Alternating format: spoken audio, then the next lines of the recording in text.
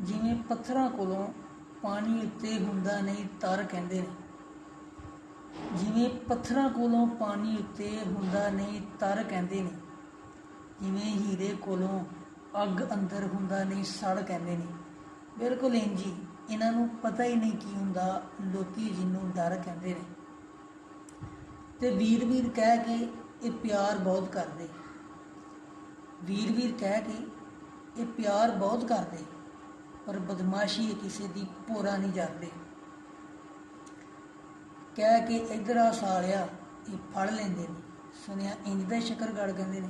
ਡਰਪੋਕ ਤੇ ਬੁਜ਼ਦਲ ਨਹੀਂ, ਦਲੇਰ ਤੇ ਬਹਾਦਰ ਬਣਾਉਂਦੇ ਨੇ। ਬਚਪਨ ਤੋਂ ਹੀ ਕੁਸ਼ਤੀ ਕਬੱਡੀ ਤੇ ਲੜਨਾ ਸਿਖਾਉਂਦੇ ਨੇ।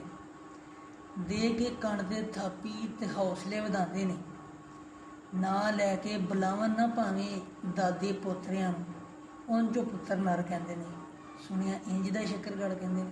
ਬੱਚੇ ਇਹਨਾਂ ਦੇ ਸਕੂਲ 'ਚ ਜਾਵਣ ਨਾ, ਹੋ ਕੇ ਤਿਆਰ ਬਸਤੀ ਮੋਢੇ 'ਚ ਪਵਨ ਨਾ।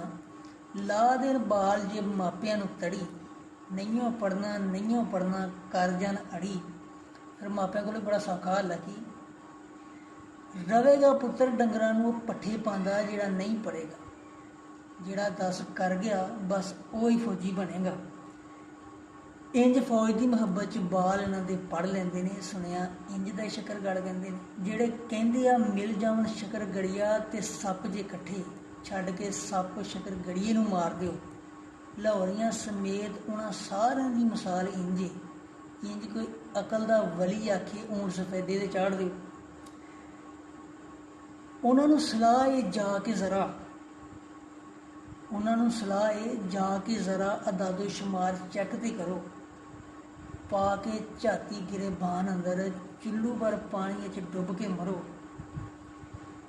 ਜੇ ਲਿਟਰੇਸੀ ਰੇਟ ਪੂਰੇ ਪਾਕਿਸਤਾਨ ਨਾਲੋਂ ਵੱਧ ਨਾ ਹੋਵੇ, ਬੇਸ਼ੱਕ ਸੁੱਟ ਕੇ ਪੈਟਰੋਲ ਅੱਗ ਲਾ ਕੇ ਸਾੜ ਦਿਓ। ਐਵੇਂ ਨਾ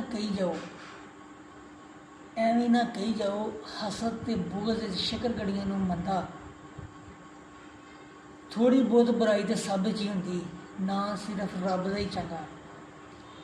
ਨਾ ਇੱਥੇ ਮਿਲਾਂ, ਨਾ ਫੈਕਟਰੀਆਂ, ਨਾ ਹੋਰ ਕੋਈ ਦੂਜਾ ਕਾਰੋਬਾਰ। ਕਮਾਈ ਦੀ ਖਾਤਰ ਕੁਛ ਇੱਥੇ ਹੀ ਪਰਦੇਸ ਕੱਟਣ, ਕੁਝ ਜਾਣ ਮੁਲਕ ਤੋਂ ਬਾਹਰ। ਹਾਲਾਤ ਦੇ ਸਮੁੰਦਰ ਤੇ ਹੌਸਲਿਆਂ ਨਾਲ ਇਹ ਤਰ ਲੈਂਦੇ ਨੇ। ਡਿੱਗਦੇ ਢਹਿੰਦੇ ਹਰ ਚੜ੍ਹਾਈਏ ਚੜ੍ਹ ਲੈਂਦੇ ਨੇ। ਬਹਾਦਰਾਂ ਤੇ ਬੱਬਰ ਸ਼ੇਰਾਂ ਦੇ ਇਸ ਖਿੱਤੇ ਨੂੰ ਦੁਨੀਆ ਵਾਲੇ ਸ਼ਕਰਗੜ੍ਹ ਕਹਿੰਦੇ ਨੇ। ਸੁਣਿਆ ਇੰਝ ਦਾ ਸ਼ਕਰਗੜ੍ਹ ਕਹਿੰਦੇ ਨੇ।